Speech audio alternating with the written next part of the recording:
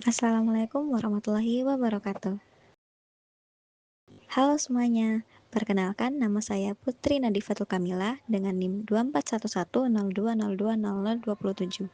Video ini dibuat untuk memenuhi tugas mata kuliah Hukum Dagang tentang arbitrase. Sebelumnya, teman-teman tahu gak sih apa itu arbitrase? Arbitrase adalah suatu proses di mana dua pihak atau lebih menyerahkan sengketa mereka kepada satu orang atau lebih yang imparsial atau disebut arbiter untuk memperoleh suatu putusan final yang mengikat. Teman-teman ingin tahu lebih lanjut? Let's check the video out. Judul tugas kali ini yaitu efektivitas arbitrase sebagai mekanisme penyelesaian sengketa komersial di Indonesia. Latar belakang masalahnya yaitu arbitrase sudah lama diposisikan sebagai alternatif penyelesaian sengketa yang lebih cepat dan rahasia, fleksibel, dan juga dapat memberikan kepastian hukum bagi para pelaku usaha. Indonesia pun telah memiliki landasan hukum yang jelas, yaitu pada Undang-Undang Nomor 30 Tahun 1999 tentang arbitrase dan alternatif penyelesaian sengketa atau UU AAPS. Namun, dalam praktiknya, efektivitas arbitrase sebagai forum penyelesaian sengketa belum sepenuhnya optimal. Nah, ada beberapa persoalan yang muncul dari arbitrase ini. Contohnya seperti lemahnya kualitas klausul arbitrase dalam kontrak, minimnya pemahaman pelaku usaha, adanya kecenderungan pihak tertentu tetap menggugat ke pengadilan negeri, dan juga tantangan pada aspek pelaksanaan dan pengakuan putusan arbitrase asing di Indonesia. Di level internasional, perkembangan model arbitrase global juga semakin cepat, terutama melalui lembaga seperti SIAC, ICC, HKIAC, dan lain sebagainya. Situasi ini menuntut sistem arbitrase nasional untuk bergerak lebih adaptif agar tidak tertinggal dengan dinamika investasi dan transaksi lintas negara yang semakin kompleks. Efektivitas arbitrase bukan hanya soal penyelesaian sengketa, melainkan juga menyangkut iklim usaha dan daya tarik investasi. Rumusan masalahnya ada 4, yaitu yang pertama, apa saja faktor utama yang menyebabkan arbitrase di Indonesia belum efektif sebagai mekanisme penyelesaian sengketa komersial. Yang kedua, bagaimana peran dan kelemahan regulasi dalam Undang-Undang Nomor 30 Tahun 1999 terhadap pelaksanaan arbitrase. Yang ketiga, apa saja tantangan yang muncul dalam pengakuan dan pelaksanaan putusan arbitrase, khususnya putusan arbitrase asing. Yang keempat, ataupun yang terakhir, yaitu langkah pembaruan apa yang diperlukan agar arbitrase di Indonesia lebih adaptif, kredibel, dan responsif terhadap kebutuhan bisnis modern. Selanjutnya pada pembahasan masalah. Arbitrase memiliki sifat keputusan yang final dan mengikat atau final and binding.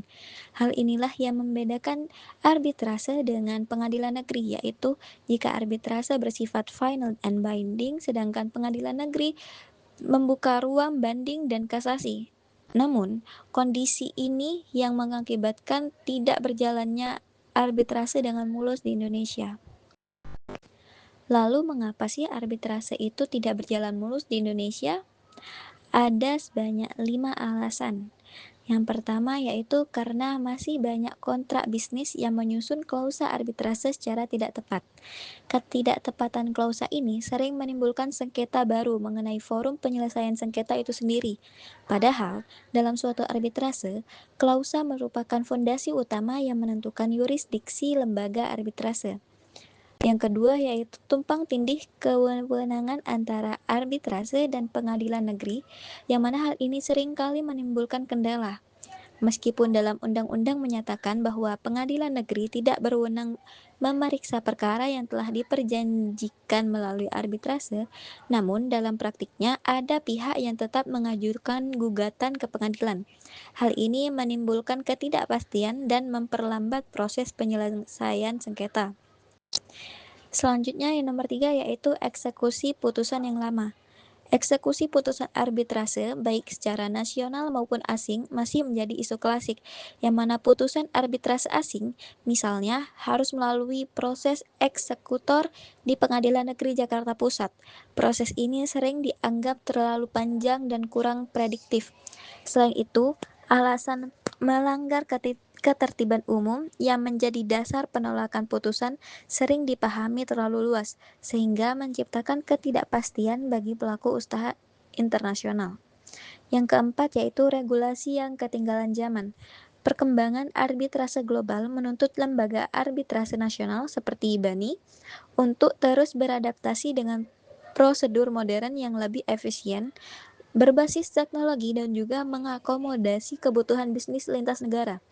Investor biasanya lebih memilih lembaga internasional karena dianggap lebih kredibel dan juga profesional dalam hal administrasi, panel arbiter, hingga manajemen proses persidangan. Yang terakhir yaitu biaya arbitrase yang cenderung lebih tinggi. Nah, meskipun arbitrase menawarkan kerahasiaan, kecepatan, dan fleksibilitas, biaya dari arbitrase justru sering menjadi alasan keberatan pihak tertentu.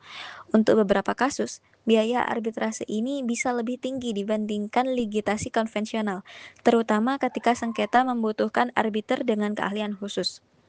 Nah, teman-teman semua, dari keseluruhan tantangan tersebut menunjukkan bahwasannya efektivitas arbitrase bukan hanya tergantung pada regulasi, tetapi juga perilaku para pihak, peran lembaga arbitrase, dan konsistensi peradilan dalam menegakkan prinsip finality dari putusan arbitrase.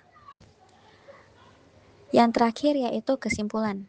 Jadi, arbitrase ini merupakan mekanisme penyelesaian sengketa yang paling relevan untuk transaksi komersial modern, terutama yang bersifat lintas negara. Namun, efektivitasnya di Indonesia masih terbatas oleh masalah regulasi yang ketinggalan zaman, tumpang tindih kewenangan dengan pengadilan, dan juga lemahnya penyusunan klausa arbitrase serta tantangan eksekusi putusan. Maka dari itu, untuk memperkuat arbitrase, diperlukan revisi terhadap Undang-Undang Nomor 30 Tahun 1999 tentang meningkatkan kapasitas lembaga arbitrase nasional, pendidikan hukum bagi pelaku bisnis, serta komitmen sistem peradilan untuk mendukung finalitas putusan arbitrase. Hanya dengan pendekatan komprehensif, arbitrase dapat menjadi forum penyelesaian sengketa yang benar-benar efektif, efisien, dan dipercaya oleh investor.